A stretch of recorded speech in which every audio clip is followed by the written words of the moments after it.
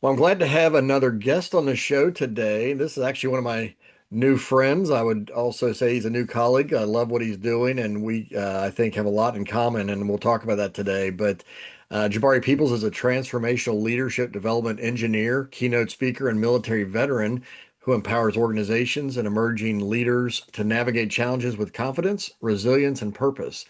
As the founder of Overwatch Secure LLC, Jabari brings over 2 decades of military and civilian leadership experience to help individuals and teams develop situational awareness, build cohesive cultures, and execute with precision under pressure. So, welcome, Jabari. Thank you, Chris. Thanks for having me. Absolutely. Well, you and I recently met. However, there's been a connection for several years because your wife is a former client of mine and she's awesome. And I used to hear your name a lot, and apparently you were hearing my name a lot. And finally, we got to meet each other. Yes, yes. Catherine is an amazing woman, and she doesn't talk about a lot of people more than once or twice. So when people come up to her out of her mouth more than one time, then it's probably something I should be paying attention to. Yeah. Yeah. Well, I loved working with her, and it's been great to see her career journey and everything as well. But today it's all about you, man. We want to talk about your business, your framework, the things that you bring to the table. But before we get there, I always like to start with kind of the backstory. Give us a backstory of your career, why you started your business in the first place. Obviously, in your bio, you have quite a resume and a lot of experiences. And so share with us kind of how you got here today.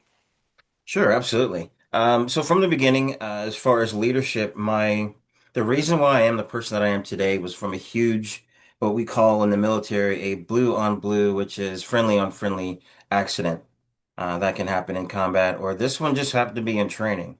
Long story short, by the grace of God, I didn't take the life of my Marine, but I caused him injury to the point to where he couldn't finish the mission, which was a huge, what we call dog and pony show. Mm, So from that experience, from the time he got hurt, I could see it in his face. I took from him the opportunity to become a better Marine from a stupid mistake that I made. I prayed mm, on the way back to the rear. Look, God, if you don't want me to be have anything to do with leadership, I don't care to get promoted. I just want him to be safe. mm, Um, he actually forgave me. So his grace is what allowed me to continue on to want to become a leader. I've always been a protector all my life, youngest of three. That was instilled in all three of us from my parents, especially my dad. Going through leadership in the Marine Corps, having that opportunity to lead Marines, I learned a lot about myself, things that I was lacking. The biggest thing that I took away from that incident was I never want to be responsible for taking an opportunity away from someone else because of a mm, mistake that I made.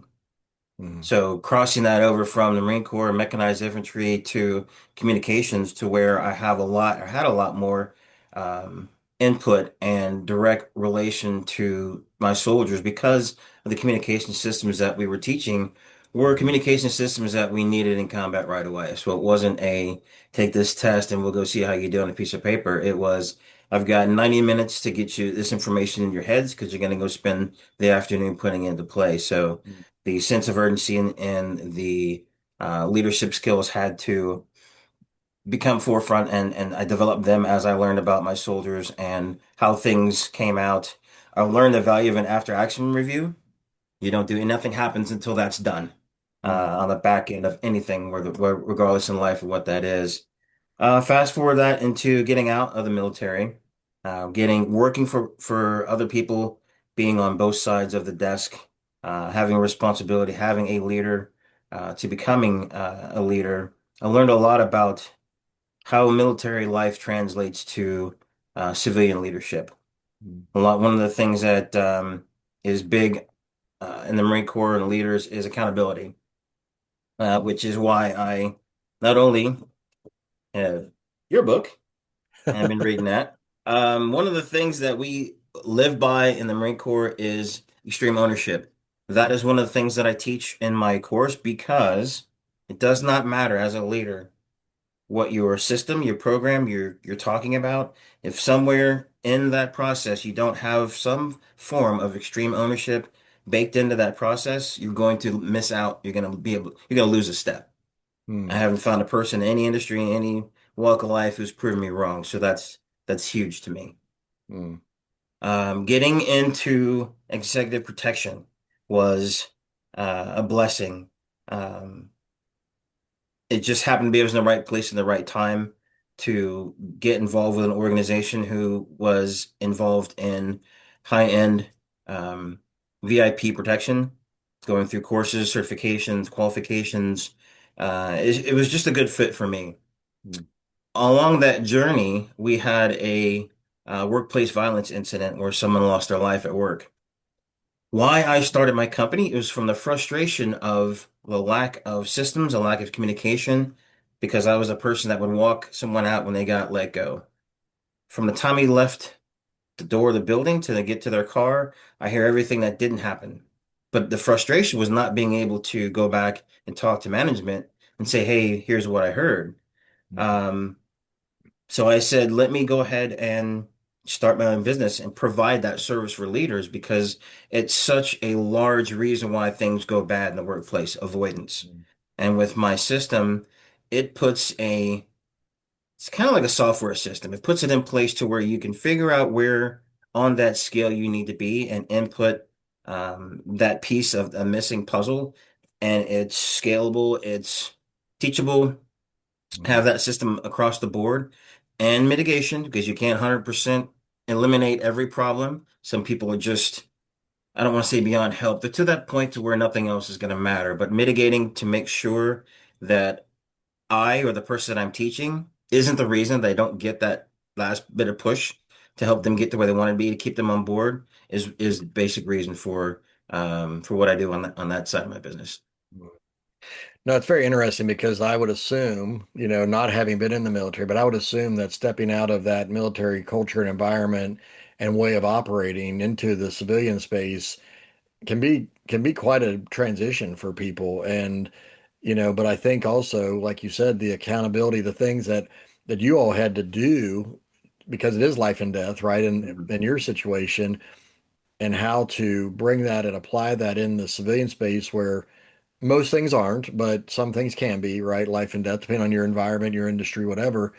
Um, so I think that, one of my questions for you is what are the tough situations? I mean, you kind of mentioned already, like when somebody gets let go and they're leaving and there's not this communication piece, but beyond even that, like what are some tough situations that you do see in the workplace today that leaders are facing? That's a good question. So we're talking simple conversations. I tried to have a conversation, tried to fix it, didn't work. I dread that conversation again. Um, it's not having systems in place and listening to people that in management, just not knowing what you don't know. Hmm. And some of the skills that we learn in executive protection, de-escalation, relationship, salvaging comes from a lot of listening. So it was a lot of things that I didn't see happening that should have been provided the opportunity to happen. Because again, all you can do is mitigate. Hmm. Now, you don't know what you don't know means it was on the managers, the leaders that didn't have those skills and those processes, and it was what it was. Hmm. Some are thrust in that position to where they were just responsible for numbers, for statistics, to now you're responsible for people, communication, relationships, and they've never had to build those skills. Hmm. So a lot of it was a lack of you don't know what you don't know. Does that answer your question? It does. Yeah, Okay. absolutely. And one of the things you talk about that I've really appreciated in learning your approach is about situational awareness. And so why don't you explain that and kind of define that for us and why it matters so much for leaders and organizations today? Absolutely. So the situation awareness piece that I bring to business comes from the situation awareness that we use in executive protection. So we're talking atmospherics, biometrics, which is body, seeing the relationships, things that happen with the human body. Um,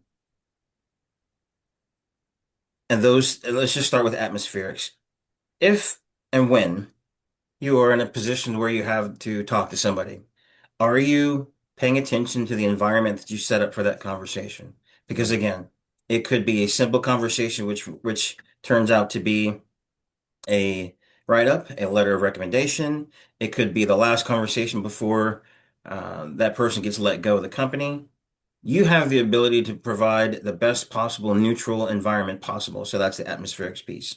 mm, Are you paying attention to the person's demeanor in that conversation?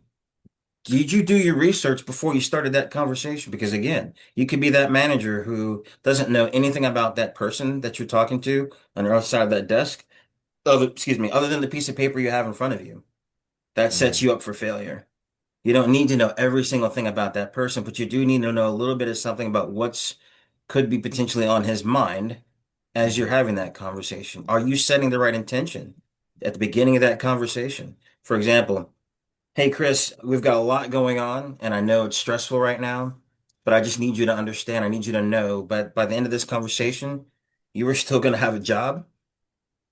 We're gonna fix this. We're gonna go through this process and we're gonna figure out a game plan that you are gonna have 100% buy-in and responsibility for because this does not happen without you. mm, What are your thoughts? Where's your head at right now? So mm, I've included you in the conversation. I made you know that I'm here for you, and I've given you the opportunity to speak your mind without asking you, "Huh, why are you mad? What's going on?" So mm, being able to do simple things like that mhm, at the beginning of the conversation allows the conversation to flow as natural as possible. And again, that person on the other side of that desk might have already checked out. He just needs that last piece of conversation. He needs to know that he was heard, he was acknowledged, and he had the opportunity to speak his mind. And again, this is from the experience mm. of walking those people out, the things that they weren't given. All you Yeah. can do as a leader is give them every opportunity to speak their piece and give them the opportunity to salvage something if there's something salvageable. Mm. What makes me think of the phrase control the controllables, right? Like you can set Yes, the environment and the tone of the meeting or the environment that you're meeting in. Because I know that's one of the things absolutely. you also talk about is where is somebody going to be defensive versus comfortable in their setting even. Um, and also, like you said, being able to read the person. And Jabari, that's one of the things that I've been astounded. My wife and I have talked about this over the years, how we pick up on cues, body language. Somebody walks into the front door of a building and they kind of have that deer in the headlights, lost look.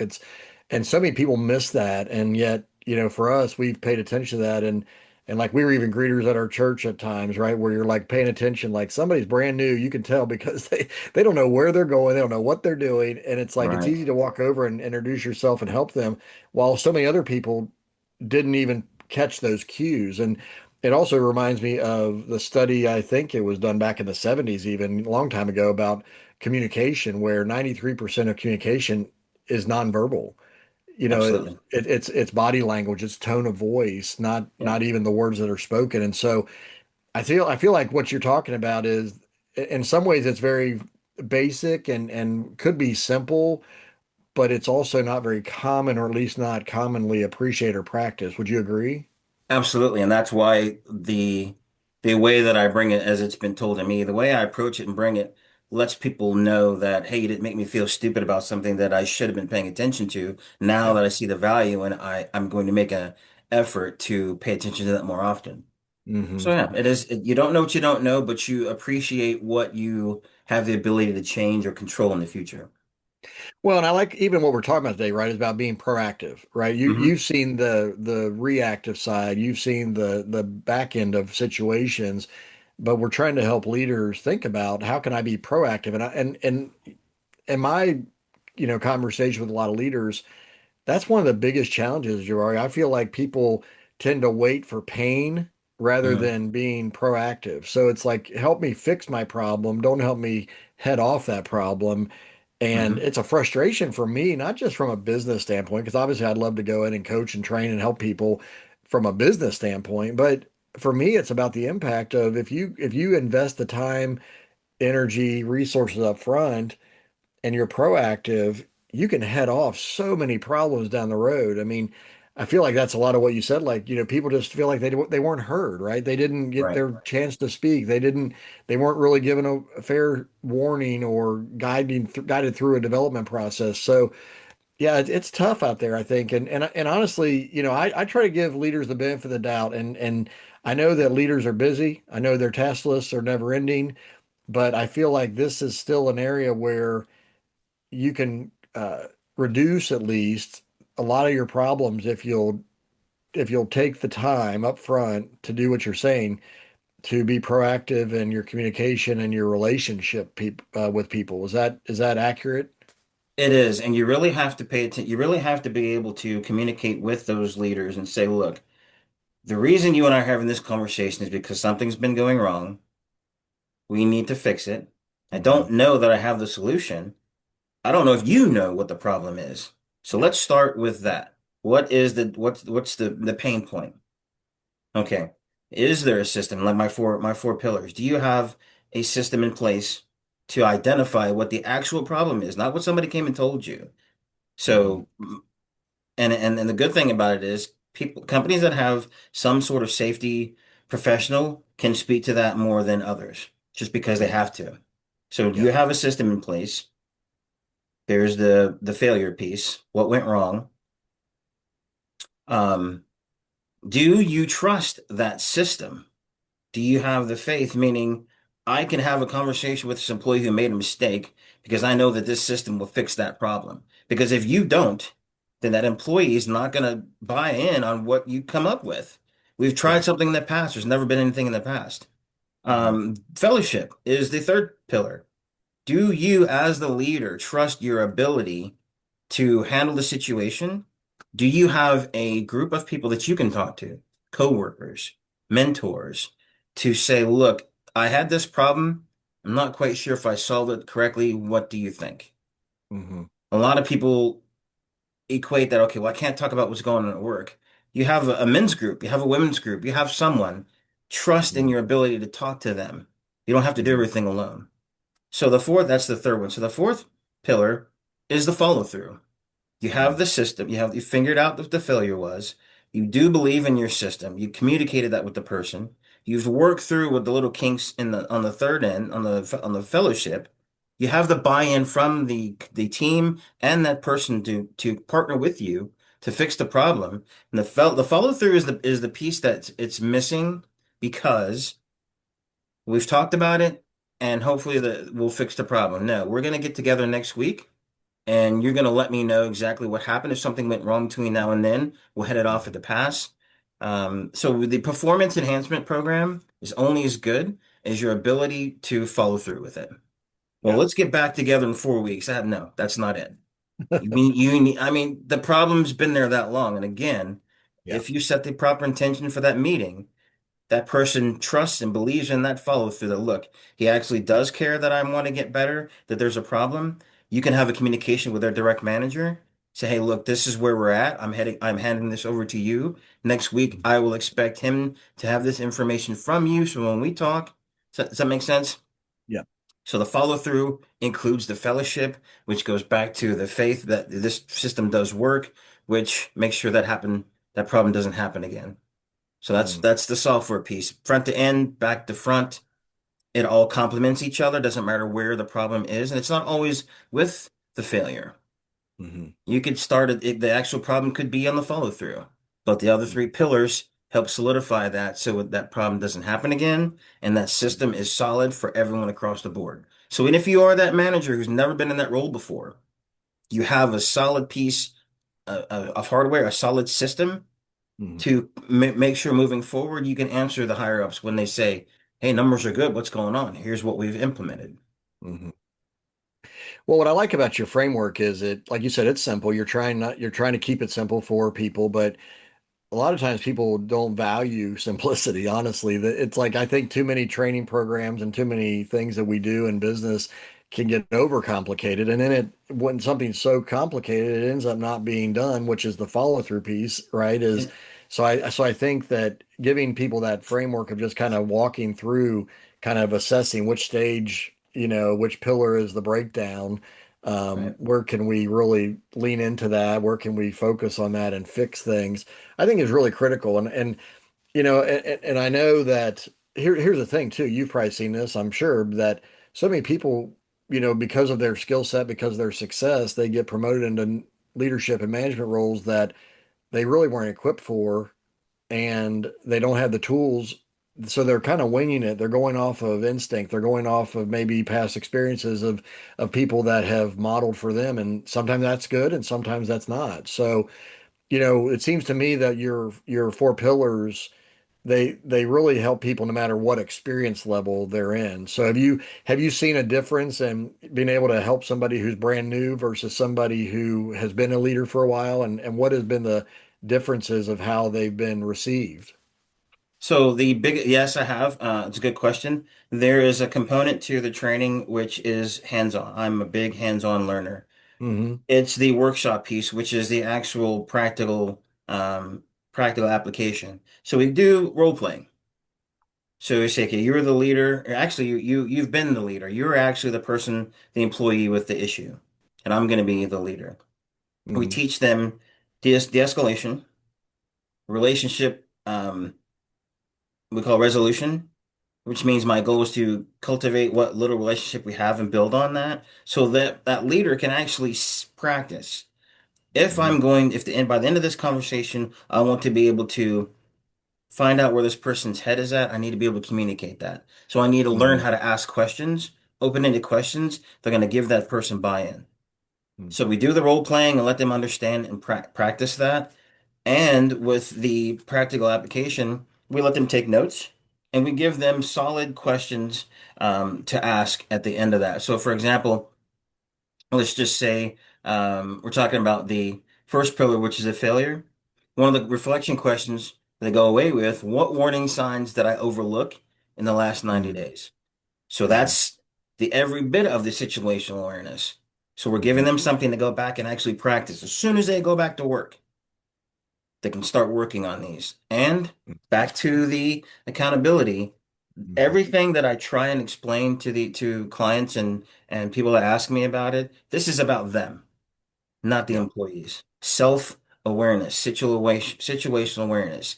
Are you aware of the things that you have control over? Are you aware of the challenges in the communication piece? Are you aware of your own Hmm. emotions that come out in a conversation? Hmm.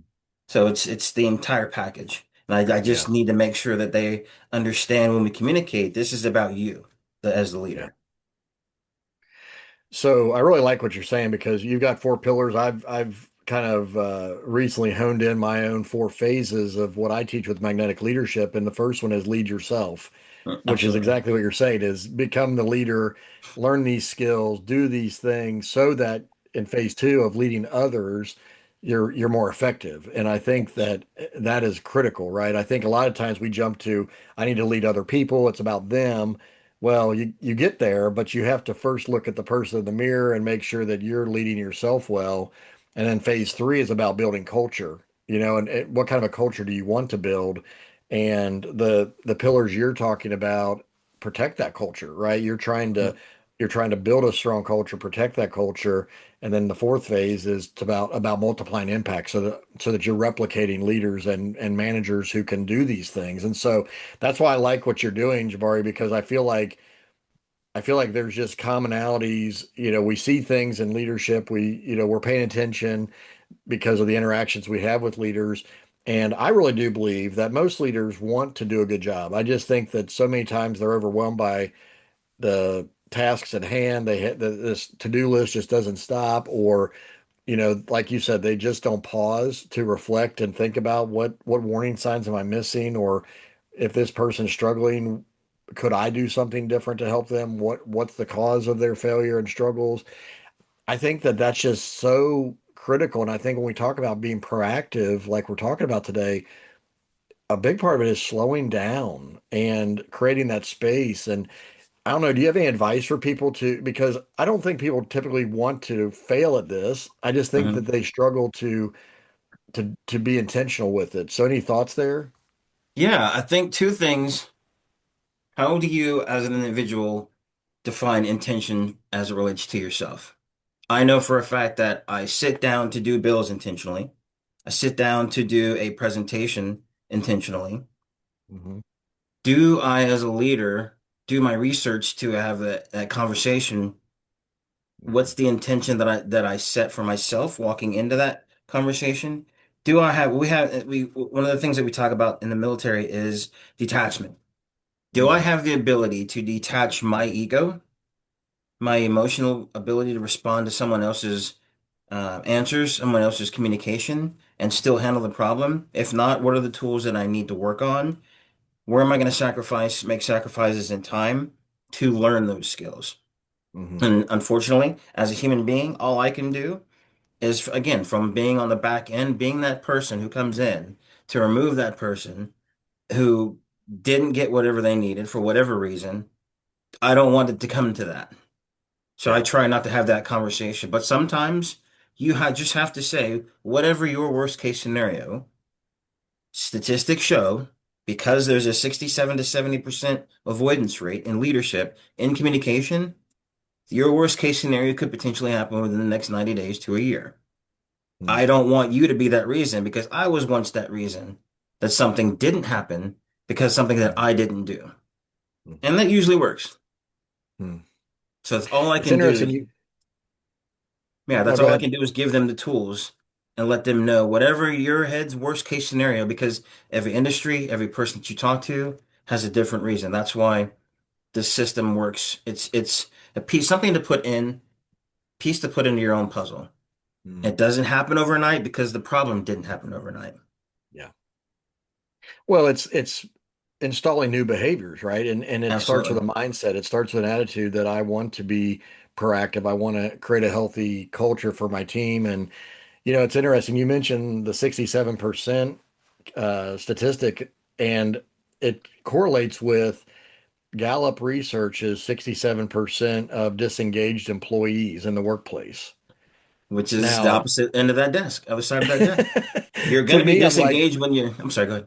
what I was going to say, like, if you're not communicating well as a leader and you're not doing these things you're talking about, it's going to create disengagement. So I think the intersection of that, right, is if you're intentional with your leadership and your communication and your culture building with your people, I think you're going to see a correlation of the engagement, shift in the positive, wouldn't you say? Absolutely. Well, now again, that's the goal.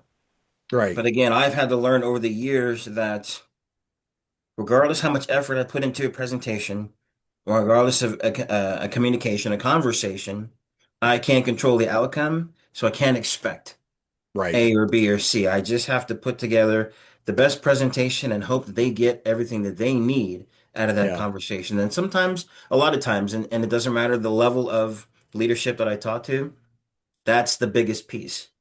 Well, I Hmm. said this and they didn't give me this or they didn't respond that way. That's not how it works.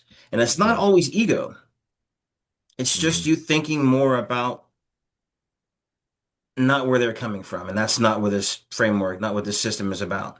This system is Hmm. about making you the best possible leader to allow them to go away with that, leave that conversation with what they need to make them a better person. Again, they might have already checked out and they might have just said, look, now I appreciate you, appreciate this conversation. Now that I know that there's something that I can sink my teeth into and benefit from, let's Hmm. move forward. Well, it's interesting you say that because I was actually teaching a workshop last week to a group of managers, and I was referring to the book Traction by Gino Wickman and the EOS system. And he talks about in there and the people development side of the GW, his framework is GWC, get it, want it, and capacity to do it. And he Mhm. talks about any skill or any situation like, do they get it? Do they understand it? Do they want it? And then do they have the capacity to do it? And one of the managers said to me, she said, Chris, what do you do with people who get it and have the capacity to do it, but they don't want it? And I think that's exactly even kind of what you're saying too, is they can understand even what you communicate. They have the capacity to respond accordingly, but sometimes it's a will factor, right? They just don't want to engage at the same level that you're trying to, and you can't want it for them Mm-mm. as a leader. Well, you can want the best for them, but you can't expect them to want it for themselves. Yes. So let's talk about that for a minute. Even in leadership, if you read the book Extreme Ownership, they talk about scenarios where managers and leaders have been it's been brought to their attention where their challenges are in leadership. A system's been brought in place or a tool's been brought in for them to fix, whether it be not listening to their people, wanting to have the ego or whatever.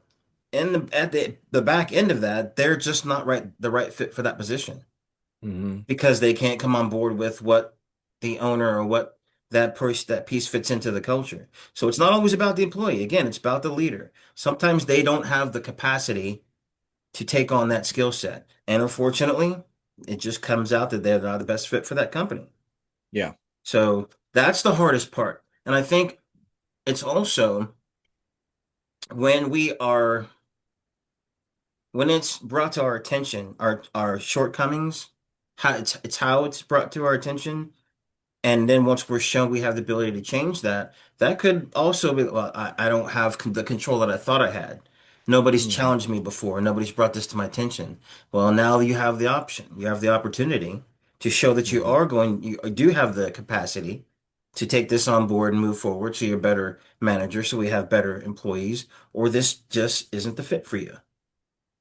Well, it reminds me of, I coached my son's baseball team for a decade, and I remember the message we often said to the boys was, there are two things you can control in any game is your attitude and your effort. Absolutely. And I feel like it's the same thing in business, right? It's how you receive that feedback and criticism and what you do with it, your effort with it, that's in your hands. But as a leader, like you said, you can't control their response. You can only control what you can control to communicate better, to be intentional with your environment that you're setting up for and the culture you're setting up for this. And yeah, this is powerful stuff, man. So if people want to bring you in to do this training, because you have an in-depth training, like you said, it's a workshop environment, you're practicing, you're getting, working through this framework. What's the best way for people to connect with you and find you online even? Yeah, they can go to my website, www.overwatchsecure.com, and they can take a look at the service. I've got my website guy working on my contact portion. So the easiest way to actually get a hold of me would be go through my email, jabari@overwatchsecure.com, and just put in there Overwatch, which is my call sign, or a green light, and that will let me know. Pay special attention to them and let them that they want to connect with me, and we'll have a conversation and talk about the workshop and see how that if that is a good fit for them as far as getting them the results they need, because it's 100% results driven. But Hmm. again, it takes the sacrifice of getting rid of the ego and understanding that the problem didn't come overnight and the solution isn't going to come overnight, but it does work. Yeah. Well, I love it. I think that your four pillars are amazing to just once again just it's easy to keep in your mind. It's something that you can evaluate through, you can train yourself and your team through. So, folks, I will drop that information in our show notes as well so that you can reach out to Jabari. But Jabari, thanks so much for coming on today and doing this with me. Like I said, we've been talking about leadership. I've been learning about what you're doing more and more with this training, and I just think it's so powerful and impactful and needed in the workplace today. So definitely appreciate it. Well, I appreciate you having me. I've been following more along what you do. I'm almost done with your book, and who knows, maybe one day we'll collaborate and do a joint mission on these on this leadership thing. I love That's how you right. do it. You're the Jedi mind trick guy on the leadership, and I'm the physical application guy. So you got a lot more I bring experience you. sitting down. You're the brawn. Yeah. Let's go out and do what you and Chris just talked about. So, That's right. No, that's yeah. awesome. I Well, appreciate you having me, well, brother.